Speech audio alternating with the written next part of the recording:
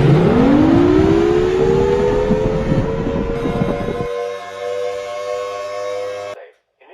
the next change in the overall pattern for the Ohio Valley beginning Saturday.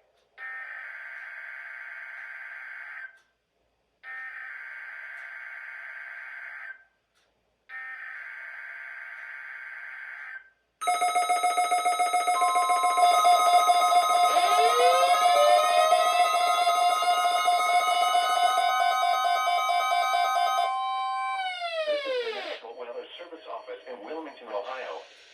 The preceding signal was a test of the weather radio station KIG 86 Columbus, Ohio, public warning system. During potentially dangerous weather situations, specially built receivers can be automatically activated by the signal to warn of the impending hazard. Tests of the signal and receiver's performance are normally conducted by the National Weather Service between 11 a.m. and noon each Wednesday. If there is a threat of severe weather, the test will be postponed to the next available good weather day. Reception of this broadcast, and especially the warning alarm tone, will vary at any given location. This variability, normally more noticeable at greater distances from the transmitter, can occur even though you are using a good quality receiver in good working order.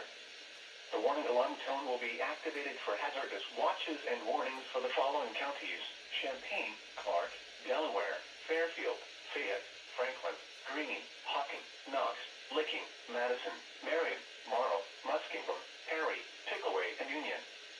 This concludes the weekly test of weather radio station KIG 86 Columbus, Ohio.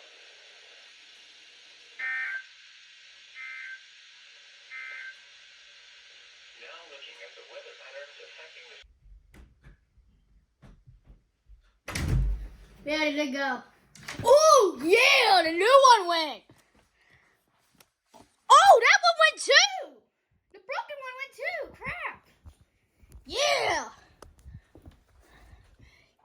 10 went.